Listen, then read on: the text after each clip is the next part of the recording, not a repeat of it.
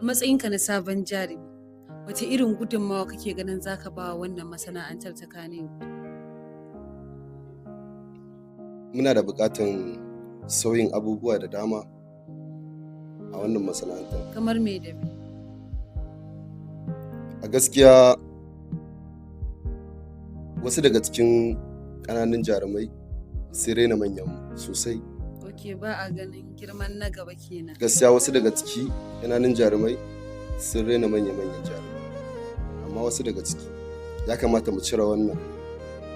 Saboda duk wanda ya ga riga ka kwanciya tabbas ya riga ka tashi. Abin da ya shafi ci gaban masana'antar kamar labarai, kayan aiki da kuma yanayin yadda ya za ka ci gaba kawo. Gaskiya kayan aiki dai akwai su. Sai dai labari. Shi ne matsala. Za ka gyara yadda za a dinga rubuta labarai. Gaskiya kamata a duba yadda za a dinga rubuta labarai wanda zai zama ba irin kara zube ba, saboda mutane sun ɗauka da gaske cewa faɗakarwar muke. To kamata mu dinga kawo labarai wanda zai amfani tunanukanmu na yau da kullum har izuwa lahiran mu ma baki. Wannan masana'antar da ka shigo, wane ne dalilin shigowar ka? Gwammaja Entertainment. Okay, producer Yakubu Gwammaja. A matsayinka na fans din Startup Naija, wace iriyar shawara za ka ba wa wannan tashar taku? To, wannan tashar gaskiya kuna ayyuka masu kyau.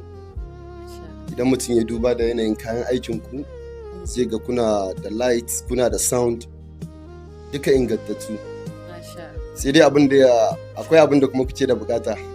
Shine kamar manya-manyan kamfani ban ga suna baku tallawa, ya kamata a ce kuma ba mu fara ba ne, suna neman mu ne ba mu yi karɓe su. Ku ne ba ku ba su dama. Gaskiya ya kamata ku ba su dama saboda yadda kuke da kayan aiki haka sosai.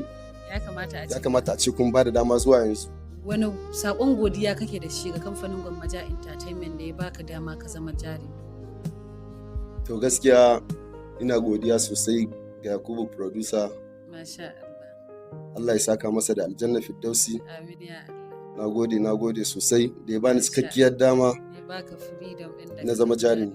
Menene saƙonka ga 'yan masana'antar Kannywood duka baki ɗayansu?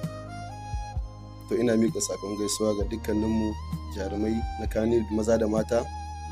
Da Allah mu zauna da gaskiya da amana, mutunta juna, mu mutunta na gaba da mu, sannan kuma na gaba da mu ku kyautata mana na ƙasa da ku.